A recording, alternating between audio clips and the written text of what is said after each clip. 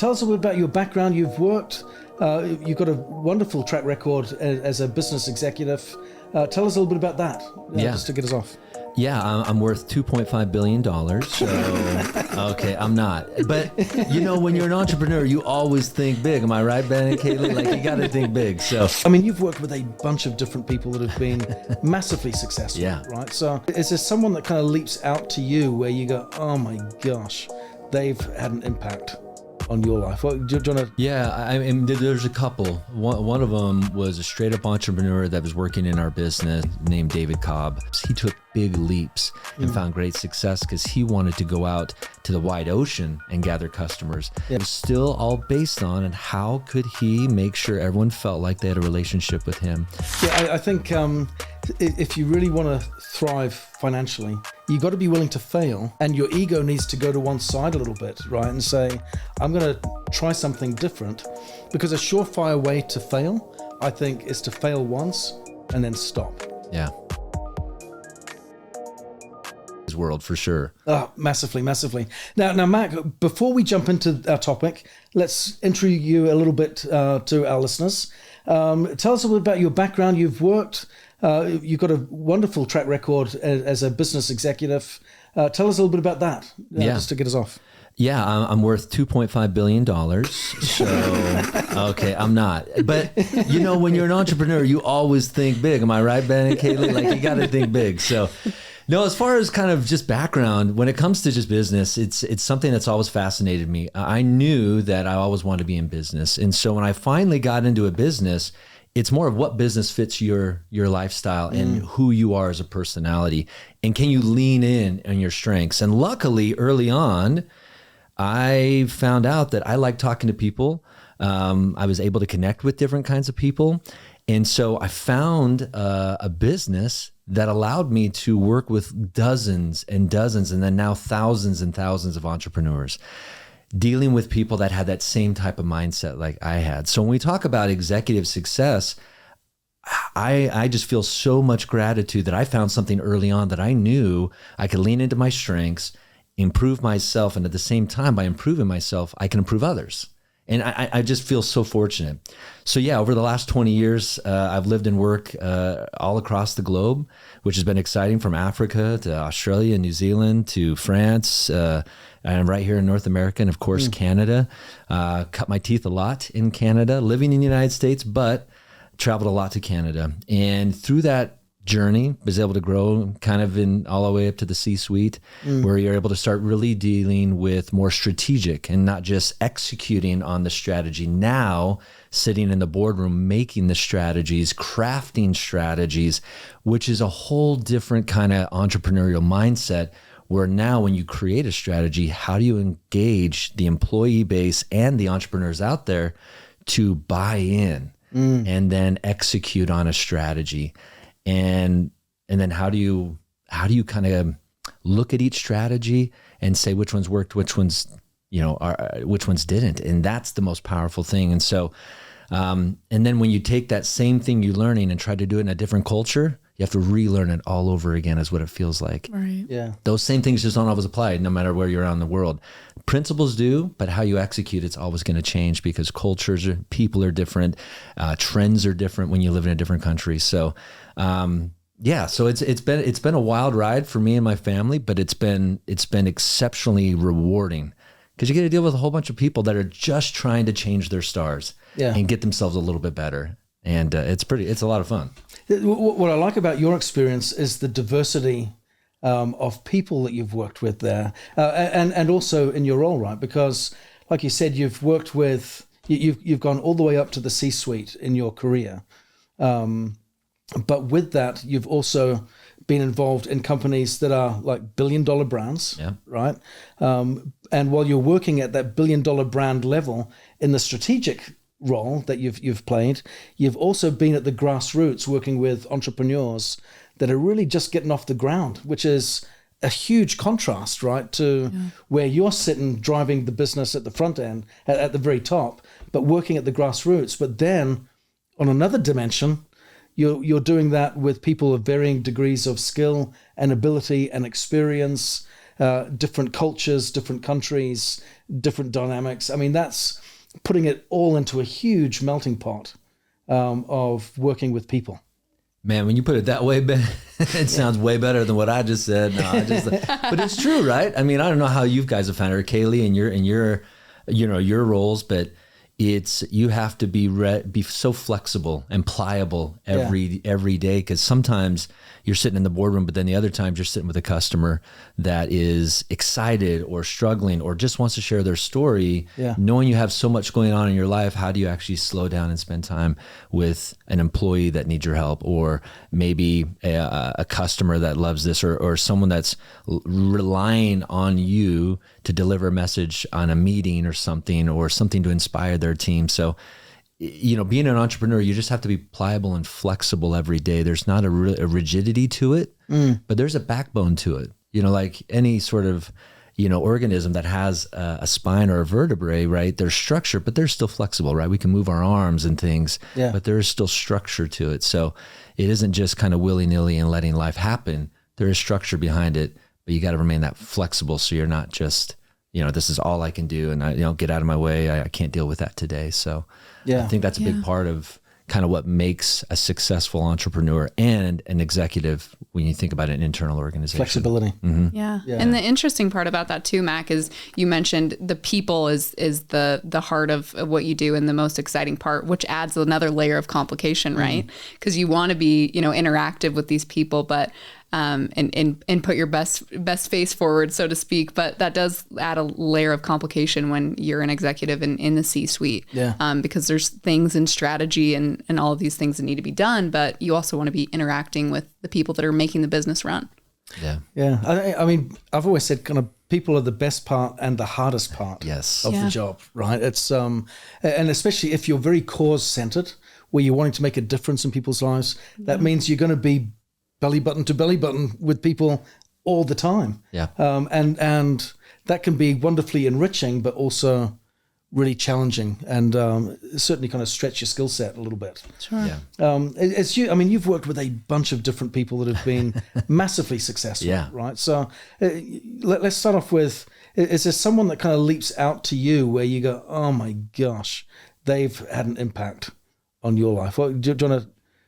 Yeah, I mean, there's a couple. One of them was a straight up entrepreneur that was working in our business, not as an employee, but just someone that was saying, hey, I want to distribute your products and I can do it in a big, big way, named David Cobb. Did just a phenomenal way. And what David was so good at is he knew that whole mantra or cliche about, man, it's people first, but he really meant it. He was a genuine guy that really wanted to slow down and get to know everyone. Which I thought was crazy because he had thousands of customers in his business that he was trying to service at the same time. But when I watched him be successful and really transform his business from making just a few $100,000 a year to over $1 million or more in a year, the thing that flipped for him is he decided to actually change his mindset and change, what he was doing today, because how you start isn't really how a business finishes, right? Sure. The market changes so much. He became exceptionally adaptable to what was going on in the marketplace with the new product categories, things, whatever was happening, he adapted to be able to reach a bigger and greater audience. Whereas others just kept doing the same thing over and over again and had micro steps. He took big leaps and found great success because he wanted to go out to the wide ocean and gather customers and not just keep doing it. But it was still all based on, and how could he make sure everyone felt like they had a relationship with him? And that was a challenge for him. But the way he solved it was using new tools. The phone is important, but what if he could send a video out, which video was so new. This was 2006, 2007. It was expensive. We all had camcorders, still kind of shooting, with their eyes sticking through a lens. But he chose to invest in some of that so he could send out a video or host it on some sort of, I think it was an HP or a Dell thing at his home, and he had to pay for expensive internet access so people could get on his server and watch his videos. So he keep everyone connected to the culture of what he wanted to do. Because he knew that was important, but he knew he couldn't do it over the phone or conference calls as much anymore. He wanted them to see his face and expression. And because of that, that led to new customers and just a new way of doing business. So I was really, really someone that was exceptional. Can I just add to that? Just by way of contrast, because you're so right. You know, in terms of succeeding as an entrepreneur, you need to embrace new tools. Oh, yeah. And the world is evolving at such a rapid rate that, you know, what worked yesterday may not work today or tomorrow. Yeah. Right. And so we need to be prepared to learn. I know a guy on the other side of the scale, right? Just for the sake of contrast, right? That he did really well back in the early 2000s. Yeah. Right. And of course, it's 2025, right? And so what's his way of connecting with his team? Would you believe it? Conference call, right? In 2025, right? And what's a conference call again? What is that? You mean a three-way call, or what is this? Like, he's got people dialing literally on the phone. It's not even, he's not even using Zoom for this, right? It's like, he's like, well, I've had this line for years and it works well for me. And, you know, we're going to stick with what we know. Is he doing it from a landline? Please tell me he's doing it from a landline, because that would make this story even sweeter. With dial-up internet. Dial-up, yeah. Is there any other way to do it? I think that's the only way to do a conference call. Yeah. Wow. But my goodness, talk about being mired in the past, right? Yeah. What worked for me before, I'm comfortable with, and so I'm just going to stay and put. Yeah. And he's stayed put in that place, and you know, he gets people on his call, but it's the same people from the early 2000s that are doing the same stuff. Nothing's changing. And that to me is one of the big fears that I see a lot of entrepreneurs face is, this worked for me before, I'm going to stick with that because it's tried and tested, but the world has changed. Yeah. And this guy sounds like he kind of threw that out the back door and said, sack that off. And probably if you guys want a big kind of macro, think about Walmart, right? What made Walmart such a success early on is they decided to grow they built stores in rural markets. Why? Because it was so easy to compete with, you know, the local retailers who had higher prices because they were just small mom and pop stores. Like it or not, that's how Walmart grew. It was all about location, location, location. When you're in a rural market, right, it's cheaper labor. You didn't need to do a lot of advertising because everyone knew when a store was opening. They all were talking about it, and they all probably worked there, right? So it was a brilliant strategy and worked great, worked a treat until 2010. And guess who came along in 2010? Amazon. Amazon, the juggernaut. And starting in 2010, Walmart didn't grow for the next 5 years in North America because Amazon said, well, I don't need a location and I can get prices that are just as cheap as yours and sometimes better. And they changed how people decided to shop. So now Walmart had an issue, right? They controlled 1% of all online sales, whereas, you know, Amazon and everyone else were taking all the sales. So what did Walmart do? They could either stay in the past and say, well, location, location, location. And even though we're in bigger cities, we'll just keep riding our stores. People will always shop here. But what they decided to do is they bought Jet.com. And I don't know if you ever remember, if anyone out there remembers shopping at Jet.com. It was a discount retailer online.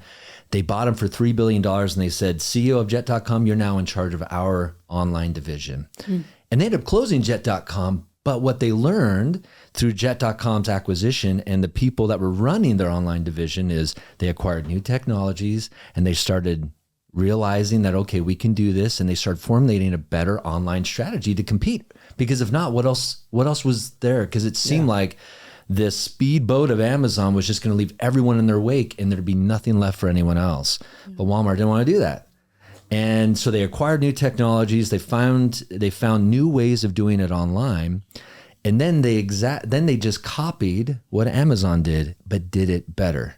2020, remember when they did Walmart Plus? Yeah. You know, and I'm not subscribed to Walmart Plus, but I am an Amazon Prime member. But if you look at Walmart Plus, it's free shipping and all those things. But what else is it? You got free ship, you know, your local store will deliver it to your house. That's different than Amazon. You know, you also have, you know, free fuel discounts at all Walmart stores that have the fuel or Sam's Clubs or whatever. So they just said, well, we can do Prime, but do it better. Yeah. And that's a strategy, right? Sometimes it's just find something that's working so well and do it better. And why is Walmart the largest company in the world? You know, even bigger than Amazon at 500 or 600 million or billion in sales? Like, it's because how they started in business isn't how they're finishing in business. Yeah. And they're able to try and fail as well. When they bought Jet.com, they tried so many things that were junky, clunky, and failed, and they just kept going. And that's what Dave did. He didn't know how to do all these videos or how to keep this culture going, but he knew that there was a way forward if he just kept at it. And he found his niche, and he found ways to reach new markets and new people. And that's when things really took off. Yeah. Is he didn't just say, well, this is a failure, and I stopped. Yeah. And I think Walmart and David, great examples, and there's probably dozens that you guys have seen in your own life. Could be parents, friends, entrepreneurs, but people that just persevere, that see failure for what it really is, which is an opportunity to learn and just keep moving. And they say the thing, what's next? We hear that cliche. The people that have that what next mentality, man, hugely successful. And think about how that impacts their longevity mentality, right? Because when you have this what next mentality, you don't get mired in just, the what ifs and, if I would have done that better, which can take a toll, stress-wise, mental, family, relationships. That all takes a toll, I think. And if we're trying to live this longevity, which I think entrepreneurship or financial longevity is so important, having that what's next mentality is so important. And I just love that story about Walmart because you just see it. And it was such a turnaround that no one ever saw coming that they could do, and they did it. Yeah, I love it. I love it.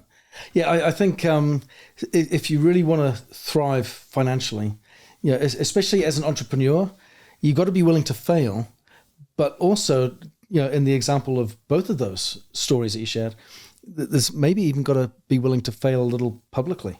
Mm-hmm. And your ego needs to go to one side a little bit, right? And say, I'm going to try something different, because a surefire way to fail, I think, is to fail once and then stop. Yeah. Right. And what we're seeing in those examples is you try something different.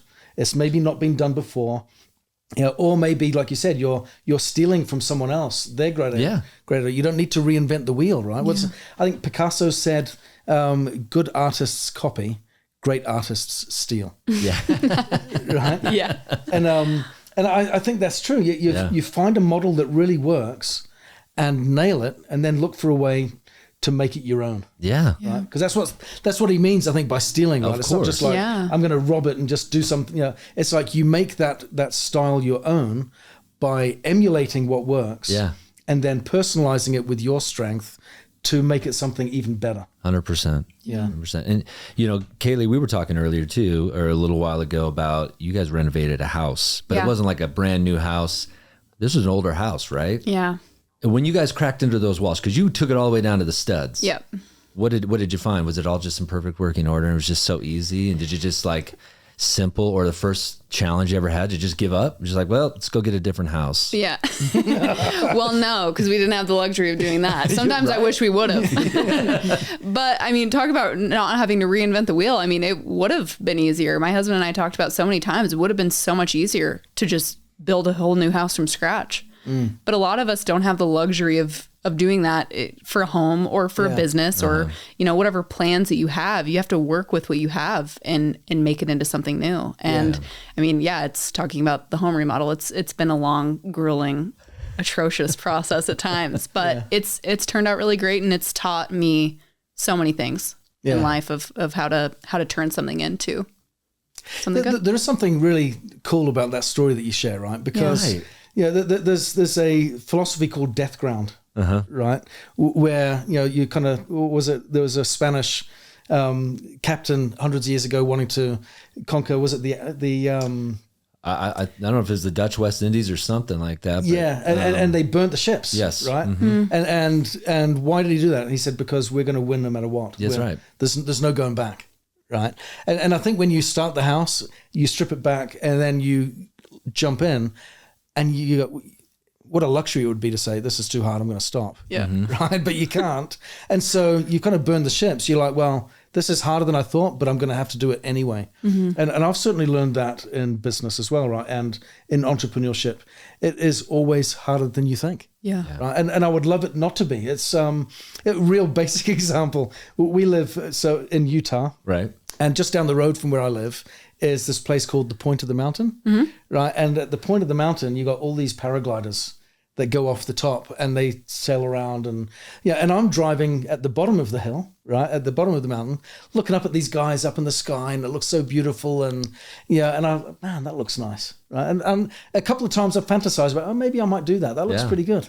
The other day, my wife and I went up to the top, just because it's a great lookout point, right? Sure. So we drove up there, we got out of the car. Man, that wind was fierce, right? It was really strong, blew my glasses off my chest, right? I didn't realize till I got home, had to go back and get them. Oh, no. Right? But blew my glasses off, but the wind's blowing my hair all over the place, and it was bitterly cold, and I stood at the edge, just at the precipice where everyone takes off. I was like, maybe not. Yeah. Right. But when your ships are burned and you're in the sky, there's nowhere else to go but fly, right? And I think that is certainly a principle that we need to understand in being successful in business. It is harder than it looks. You will need to fail. You will need to do that repeatedly.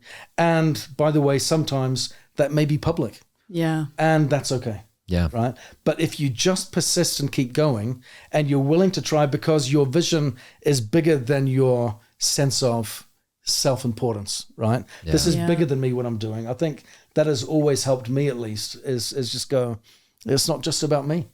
Yeah. This is something bigger than that.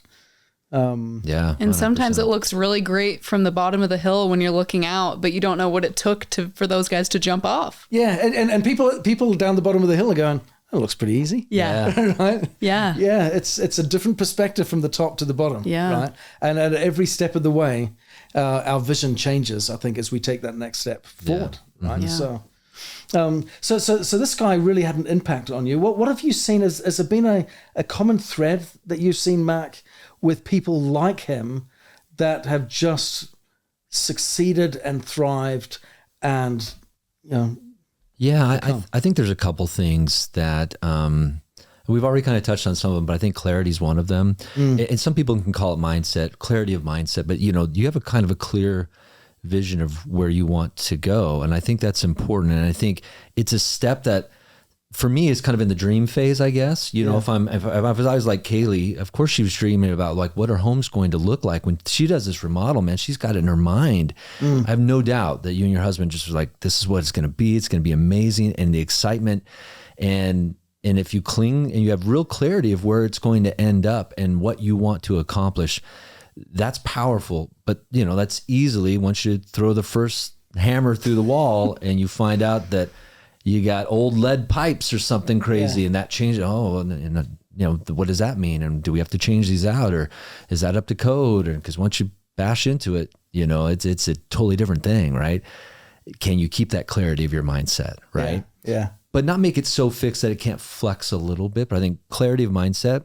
And then the second thing is you've got to be open to getting some feedback from other sources than your normal kind of day to day. You got to be willing to learn from others, some that have gone before you, or some that just, maybe have different experiences than you do, that maybe don't have a lot to do with what you're doing, but just kind of give you a different perspective or a different way of thinking of it, or allows you to slow down and get outside of your lane and look at something a little bit differently.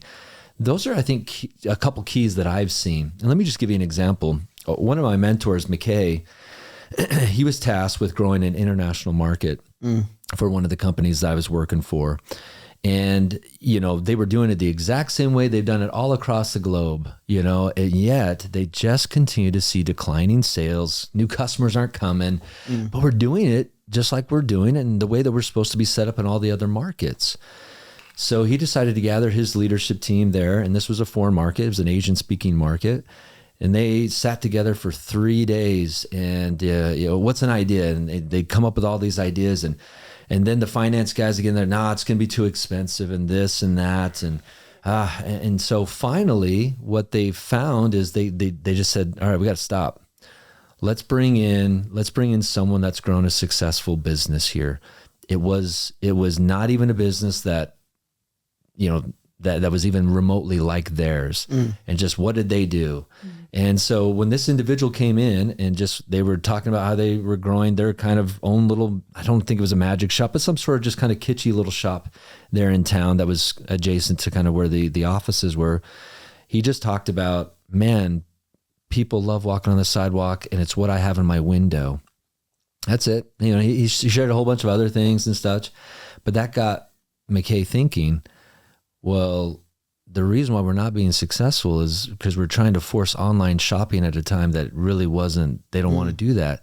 The folks in Taiwan, which is the country they're trying to grow, love to go out of their homes that are a little bit smaller or their apartments, get out and do shopping, in-person window shopping. Wow. So they got together and they said, what if we had stores on every corner? What if we actually did stores and changed our whole model? No other market in the company was doing it this way. What could we do? And of course, the finance guys are like, no, man. Oh, we're buying real estate now. We've got to do this. We can't do that. Yeah. And there was all these challenges. And he said, wait, how can we make it? What could we do? Because again, if we lower costs and we don't have a big warehouse and we've got little stores, how does that impact? Okay, yeah. And what about, now that we've got maybe a little more inventory in the country, maybe there's less import fees, or maybe we can do bigger bulks. So do we get better rates and things? And all of a sudden, after 2 days in the boardroom for everyone telling no, and then, they finally came around, that's what they changed the strategy, and it changed everything. And to this day, 1 in every 20 households in Taiwan shops at this company, all because there's stores and they expanded it and they have hundreds of stores. And that's not how it was done everywhere else. And guess what? They've never duplicated it anywhere. It just was, it was because he looked at local, what are they doing, and understanding, and saw it differently, and had that clear vision. He wanted to grow. He wanted to do what he was tasked to do.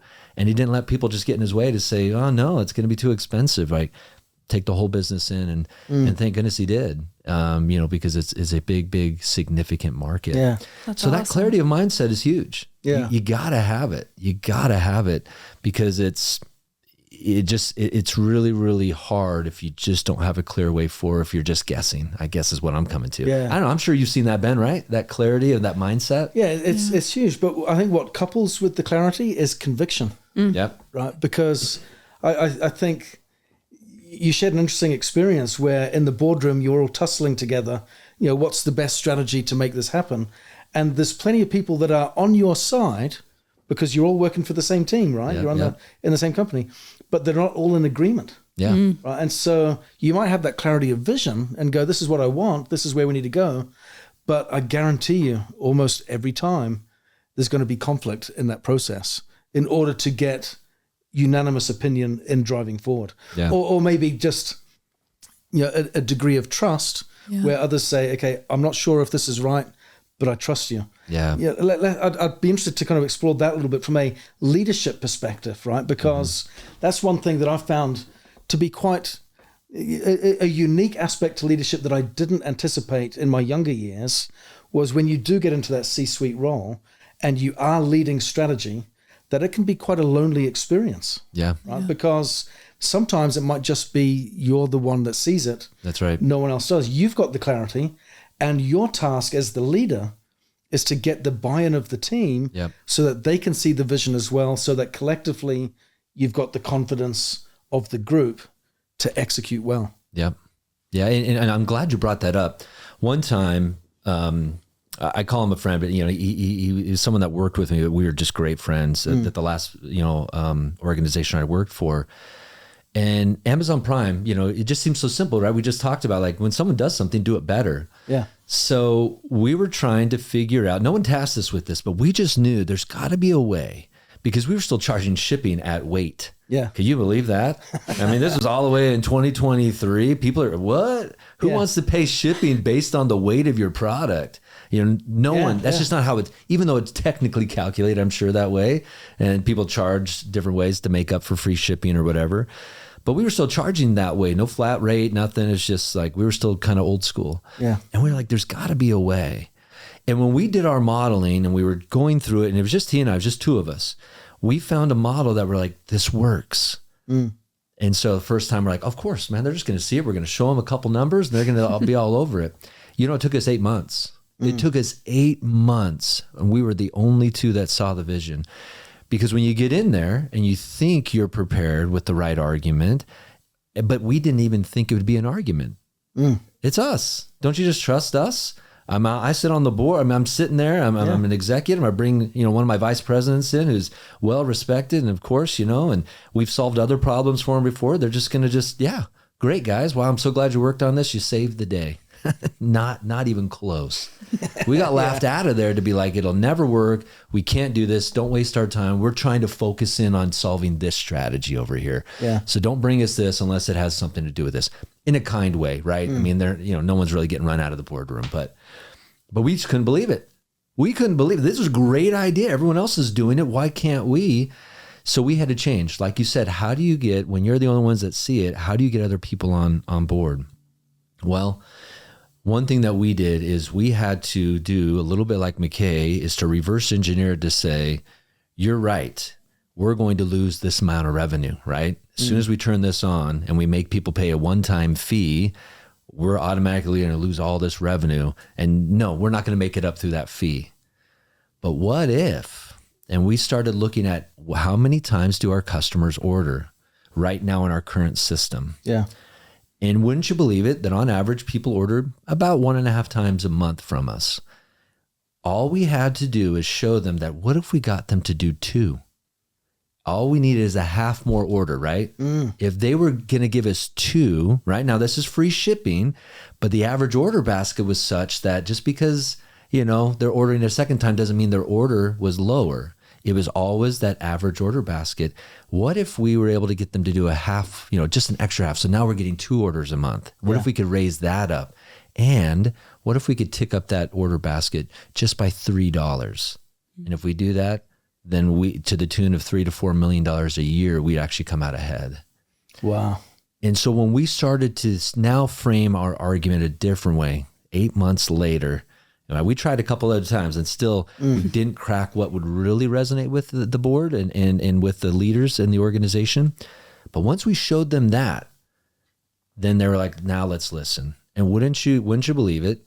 Everyone that bought into that program actually went up to 3 times a month, and their average order basket ticked up $1. So we didn't get the $3 that we wanted, but we got the 1, but now they gave us 1.5 times more orders versus those that didn't buy into the free shipping program are still at now 1.5, but we didn't lose anything by that. We just gained a huge population where we get them to have a yearly subscription on the free shipping. And now it's easy when you're like, oh, I forgot this product, and boom, you throw it in, and then, why don't since I'm shipping something anyway, might as well throw a couple more in. Whatever that mentality is, it transformed our shipping revenue dramatically for us. It was awesome to see where they thought it was going to be a loss, ended up being a win. But it's how you frame it. No matter how much they trusted us and believed in us, it's still, you have to come prepared. And we weren't prepared, that first time. And we weren't prepared the second time. But we didn't give up, because we knew there's got to be a way. And that's what, it wasn't just me, because the guy I worked with, Aaron, was such a genius. He's like, Mac, don't give up on this, because I had 1,000 other things I had to do, but he's like, we got to find a way. Like this will change it for us. So thank goodness when you listen to other people that can see it and help their clarity become your clarity. Sometimes you need to adopt that and buy in with their passion so that you can really be united on that. But sometimes you need to borrow that. Sometimes you're not always there at the same time that someone else is. That's an interesting task of leadership, I think, right? Yeah. Is getting to a point of shared vision versus singular vision, right? Yeah. I think that shared vision is so hard to master, right? Yeah. And like you said, that the patience required to keep at it for 8 months, right, before you got to a yes. Yeah. Right, I think is huge. So certainly leadership, you talked before about, the need for clarity, a willingness to kind of fail publicly sometimes, but try new things, but to be willing to fail over and over again. Have a little bit of that death ground to help us have the conviction to keep moving forward. But that whole topic there on communication, I think is huge, because our ability to articulate what we have in our mind, in our mind's eye, that isn't actually tangible to be seen, but it's just seen up here right now. Our ability to articulate that in a way that gets others from a point of no to a point of yes doesn't happen in a moment. Right. It happens over time. Yeah. Yeah. And so certainly, that conviction, I think, is one of the biggest things. I keep having this image of you and your husband rebuilding your house, but because that's really what we're doing in building a business, right? Is we start with a vision, but certainly, if we go back to your story, Caylee, of, looking at your house when you first started, you have the vision, you're excited. There's the two of you, you bought into that journey, you start. What was your sense of value of your home when you finished compared to when you just had the vision? The vision's exciting. Yeah. But how did it feel afterwards when it was done? Yeah. Well, Mac's story about, getting someone back on board, your coworker, Aaron, that said, hey, like, you got to see this through. And my husband and I always go back and forth on that. Yeah. When we were in the beginning, it was just like, when you tear everything down, it's so exciting. I mean, we closed on our house. Next day, we were already ripping up the carpet and, going hog wild. But once you start, it's exciting and you want to keep going. But seeing it through all the way gets really, tough. And it's never exciting when you're in the middle of it. But once you start to the end, you see the light at the end of the tunnel a little bit. Yeah. But, staying on board through the whole process, I think is so relatable to business. Yeah. And the value of it at the beginning is exciting in the way of, oh, we're going to make this place a home and it's going to be exciting. And then it turns into, well, we could sell it. Yeah. And make a profit. And then what if we do it again? Not that we're going to turn into HGTV house flippers, but it's exciting for us. And we thrive in the environment together of, we work really well. He's really good at the labor aspect of it. I'm really good at picking out tile and paint colors and saying, good job, honey. There you go. But having that push and pull and that dynamic, I mean, that's all the time in business. I think that's how it works. You have some people that are really good at one thing, some people that are really good at others, and then you both have to kind of get on the same page and pull someone back on the tracks when they're starting to get off. So it's interesting how you said it's exciting at the beginning, not so much in the middle. Yeah.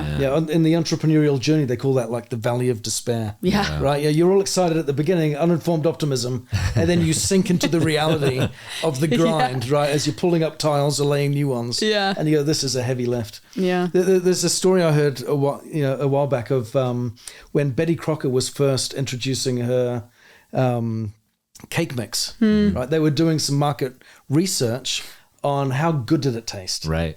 And to begin with, they got the feedback that it doesn't taste too good, right? Yeah.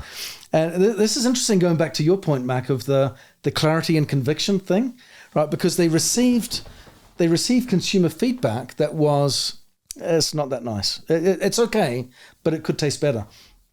They were actually convinced that it tasted pretty good. Yeah.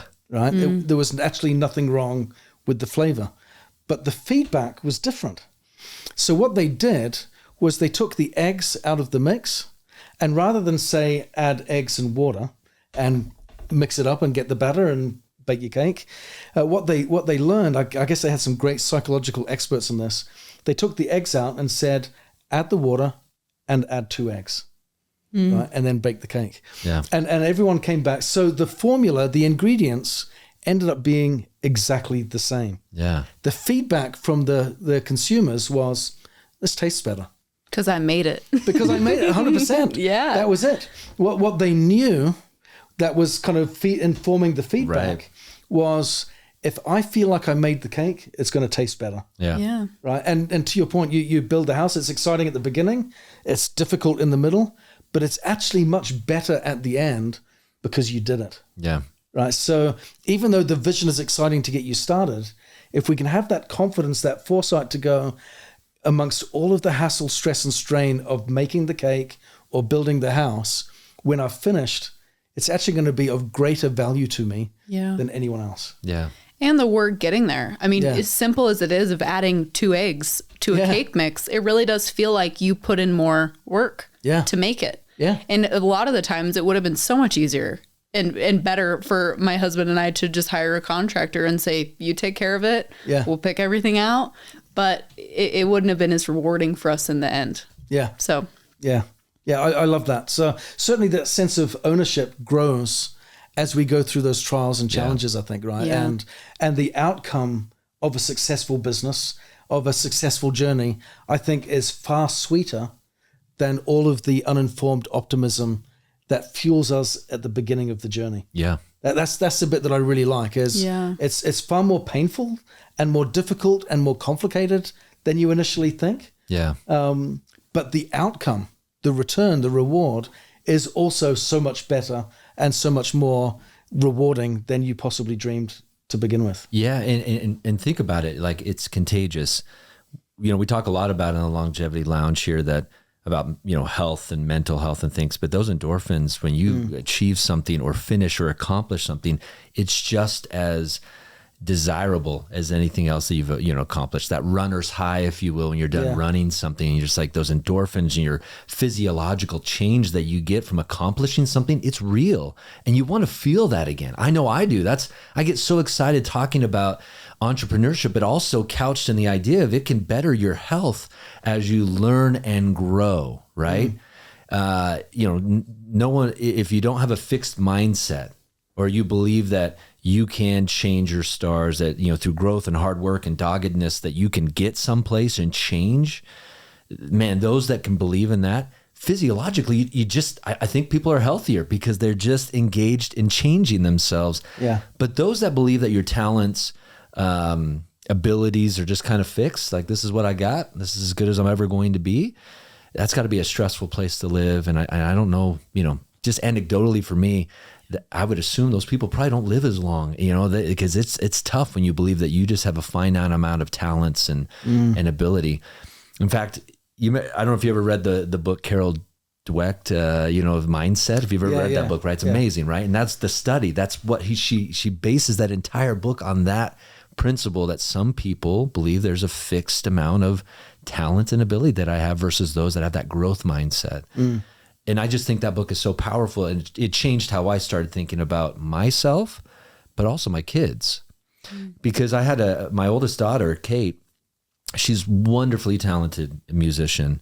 She can sing, she has perfect pitch, you know, like, and she's wonderful at the piano, and just music stuff just came easy, but she also worked really hard at it. But she's a perfectionist, much like most oldest children are. I don't know what we as parents do to mess up our oldest children, but forgive me, Kate. I'm so sorry that for whatever stress that we put on her, she just believed perfection was what is the only way to do it. You know, be the perfect student and be the perfect piano player. And when I looked at her little mindset, you know, when she was 4 or 5 and doing, you know, brilliant on the piano, but when she would mess up and how hard she would be on herself. And I talked to her about it. She's like, I should just have this piece. You know, essentially her mindset was, it's either Carnegie Hall or I should quit. You know? Yeah. And as a little kid, I think that makes sense, right? It's hard or easy, and I like easy, and why am I not getting this by now? It should have happened. And as a parent, or especially early on and trying to parent a kid like that, you don't get it right very often, you know, and you're trying to just say it'll be all right, just keep practicing, or you're right, you messed up. You know, there were moments where I tried different tactics. I didn't always get it right.